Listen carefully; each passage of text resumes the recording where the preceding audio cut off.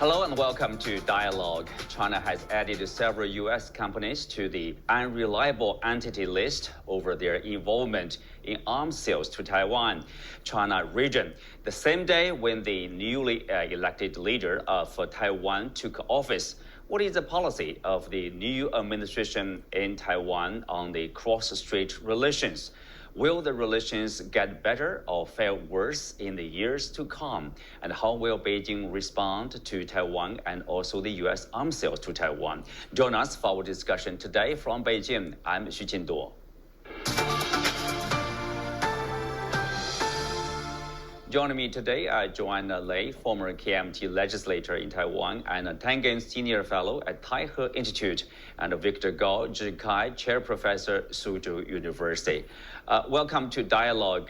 Joanna, I will start with you. So now there's a speech by the new leader in Taiwan, Lai Ching-te. So what's your takeaway? I think there are three things that's very noteworthy. One is he bookended a new definition or interpretation of what Taiwanness is. He started by saying 1949 as the beginning when Taiwan plunged into the dark era of authorization or authoritarian rule, which was the time, of course, KMT regime started in Taiwan, and ended by saying that we should celebrate Taiwan's 400 years history starting from 1624. And I think that sentence may be lost by many accounts. 1624 is when Dutch established the colonial rule in Taiwan, and they started that in Tainan. So from Tainan, Lai Ching-te said, starting from 1624, Taiwan has sailed into globalization, and 1949 was a dark era, and he's righting that wrong in his sense. And then secondly, he has used new packages for the old two-state theory. But I think while the rhetoric or the playbook may be different, the theme was extremely consistent. So we should look at the new package, such as peace and world peace, but we should not forget the essence of what he has proposed. In between lines, the two-state theory was really clear. And the last point is his language towards mainland China, PRC, was surprisingly harsh. I think it took a lot of us by surprise. Such a harsh rhetoric and the way he depicted mainland China's attitudes toward Taiwan, I think will not be lost by all the analysts internationally. While we understand that most of the speeches were previewed by the United States, we were truly wondering whether the United States is endorsing his harshness towards PRC. Mm-hmm. Well, Victor, let's start with the response from the mainland here. The Taiwan office of the State Council pointed out. I think that's partly in response to what's the source of the tension, what's the source of the complicated situation across the strait right now. Of course, Lai in his speech he blamed the mainland for the tension entirely, basically. Tell us what really happened probably over the past, let's say, under Tsai Ing-wen 8 years. First of all, for the 8 years of Tsai Ing-wen's government in Taiwan, as well as for Lai Ching-te's government starting today, we need to emphasize one thing. That is, to promote Taiwan separatism is itself anti-peace. It is really undermining and sabotaging peace across the two sides of the Taiwan Strait. So they are taking initiatives to break away from China.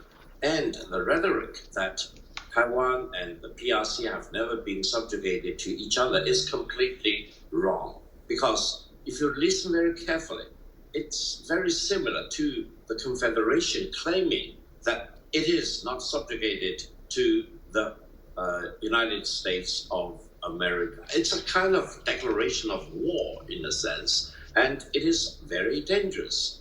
And I don't think the rhetoric adopted by Lai Ching-wen can fool the people in Taiwan all the time. It cannot fool the international community at any time, and it will not fool the 1.4 billion people on two sides of the Taiwan Strait. I hope he will do some homework to study history I hope he will know the real significance, as the previous analyst mentioned, of 1624. It is not a date of glory for the people of Taiwan. It was the date of colonization by the Dutch across the distance of the vast ocean to Taiwan to try to uproot the local people. And I would say, if Lai Ching-te is 100% indoctrinated in the way he described Taiwan, it is a dead end. It will lead to war between the two sides of the Taiwan Strait. And his false hope of peace prevailing on the two sides of the Taiwan Strait will lead the people astray, because it will shake the foundation of the One China policy, and it will really raise alarm in many quarters in the world, because that is not the way to preserve peace across the two sides of the Taiwan Strait. That is not the way to make sure that the people in Taiwan will enjoy prosperity, stability, and continue the prospect of growth. And this is exactly what the two sides of the Taiwan Strait will need the least, because it is not a recipe for peace and development and cooperation across the two sides of the Taiwan Strait. Lai Ching-te today, by making his speech, is declaring that China's mainland is its enemy. And this is a recipe not for peace. It is just for the opposite of peace. Mm-hmm.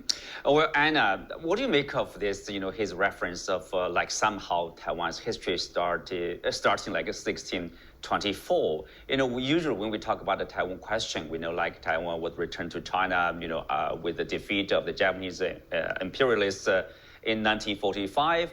And of course, in 1949, since then, we talked about the Taiwan question in 1970s, when China and the U.S. established formal diplomatic ties, right? Yeah, I actually look at it from the perspective of when China became independent and the Seventh Fleet was parked off of Taiwan, in essence preventing the full reunification of China. That was the U.S. And I agree with what Joanna said. He's definitely a revisionist. He wants to rewrite history in a very odd way. I don't know exactly what he's getting at. It doesn't make any sense, as both Victor and Joanna have said. But let's put this in perspective. This is a chap who received 40% of the votes.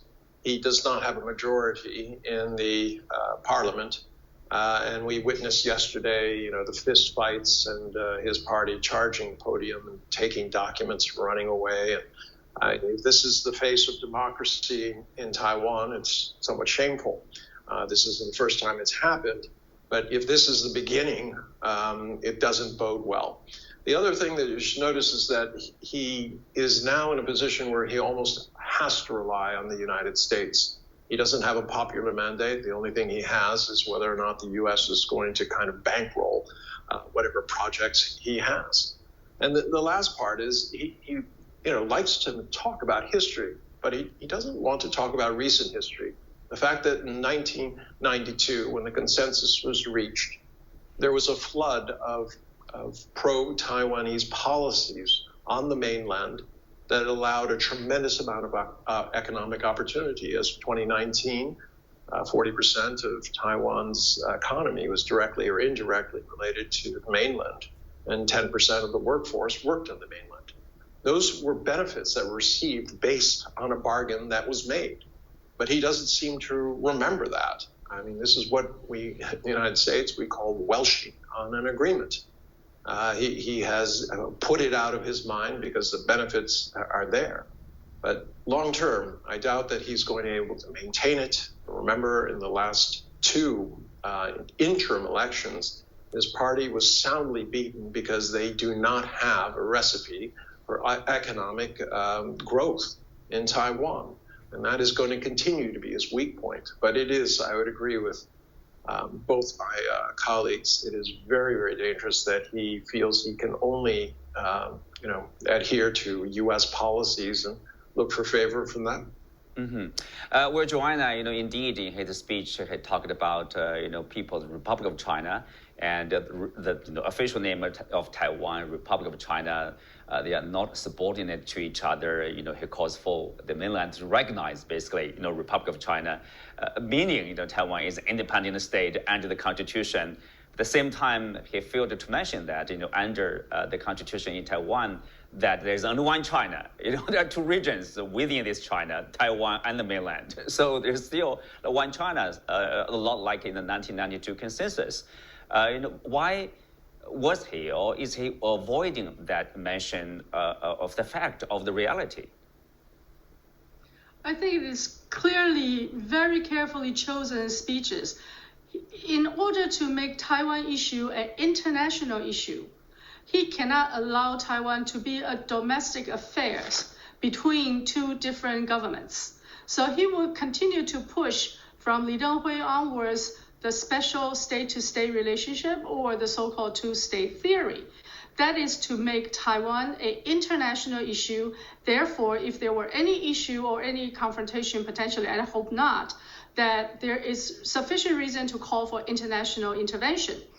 He, this time, has advanced that theory by saying Taiwan is the frontier of democracy and safeguarding peace and stability, thereby preserving prosperity worldwide, and adding Taiwan is a critical part of global supply chain. So this economic dimension is added onto the traditional political discussion, but overall it's the same theory. You have different rhetoric, but the theory is the same, the playbook, the major theme is the same. That is, DPP wants to make Taiwan an international issue. Hopefully, that will give them, quote unquote, international intervention. International intervention from whom? Certainly from his speeches, and today his gesture will be from the United States and Japan, primarily two states.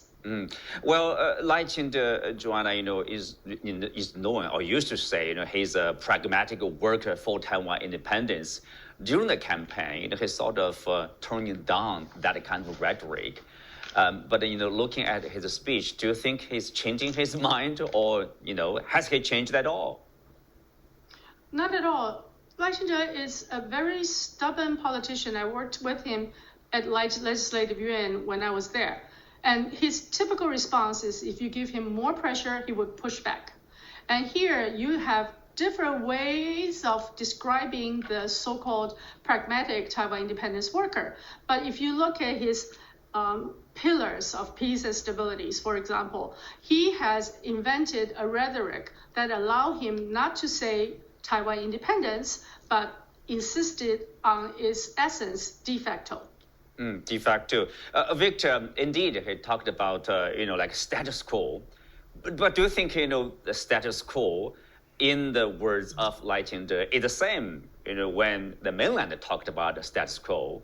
At least for some people, from the mainland point of view, status quo means like 1992 consensus. There's only one China. That is a status quo. There's Taiwan, there's the mainland, that's under one China. But for Lai Ching-te, it sounds a lot like, Taiwan is an independent state, and that is the status quo. We should continue with that. What do you make of his talk of status quo here? I would urge Lai Ching-te and his team to really study history. You do not need to go further. For example, as they did, 1624, they just need to go back to the Cairo Declaration and the Potsdam Proclamation, which formed the pillars of the post-Second World War international order. In both documents, it clearly dictated that Japan, which occupied Taiwan from 1895 to 1945, need to surrender Taiwan back to China as one of the preconditions of Japan's unconditional surrender. And that's what Japan did, surrendering Taiwan back to China, meaning there was only one China and Taiwan became part of China. Therefore, for whatever justifications, whatever named reasons, etc., that they want to come up with, it cannot stand the truth. It cannot stand the test of realities. And basically, by promoting Taiwan as a sovereign independent state, separate from China, and he is not talking about PRC versus, for example, Republic of China, because if you really go to the real legal status of the relations between the two sides of the Taiwan Strait, it is the unfinished civil war back in 1949. So what does he want? Does he want the resurrection of the unfinished civil war? And does he really believe that anyone in the world, including the United States, really want to get involved in a refleshed up civil war between the two sides of the Taiwan Strait? Does he really believe that Japan, which unconditionally surrendered in 1945 and is obligated by its instrument of unconditional surrender in 1945, would ever have any right to get involved in a situation across the two sides of the Taiwan Strait? I think Lai Ching-te and his team are either brain dead, or they try to be as sophisticated as possible, but their sophistication cannot stand the light of the sun. And that is the crux of the matter. If they push in that direction, there is only one way, that is to destroy peace across the two sides of the Taiwan Strait, to plunge the people in Taiwan into abyss, for example, and before the dust really settles, their so-called independence of Taiwan will be really rushed and brushed into the dustbin of history. Taiwan will never be an independent sovereign country. Taiwan will always be part of China. That is the mega trend. Wake up, Lai Ching-te. Don't really bash your head upon this rock of history. Mm-hmm. Well, Anna, earlier you mentioned about, since 1992 consensus, which means like one China, basically. And then there's a booming trade and people-to-people exchange across the strait. And then, what is the source of tension of the current situation? Pretty much a lot of tension between the two sides. What happened over the past 8+ years? Well, it wasn't over the past 8 years. I mean, it was prior to a time where she was the symptom of some friction between there. And there are a number of reasons. There was a flood of Chinese who visited Taiwan. There was a feeling that the Taiwanese said, "Oh, we're not like that." Today, you couldn't tell the difference. I mean, the fact is that mainland has become very, very sophisticated. But it did create this kind of wedge issue. If you really, from my perspective, you should look at entities like the National Endowment for Democracy, which is funded by the U.S. Congress, directed by the U.S. Congress, which is involved in regime change. They're very active in Taiwan as they were in Hong Kong.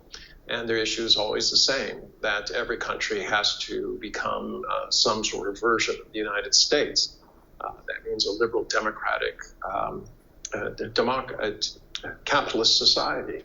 It hasn't worked, and in these instances, and all it has done is, if you look at Arab Spring and so many other areas where it has failed, it has just brought chaos, death, turmoil are all around. So it's unfathomable to me that even though he is very stubborn, that Lai would think that having a repetition of what happened in Ukraine or what has happened in Africa, other parts of the Middle East, South America, is somehow in the best interests of Taiwan.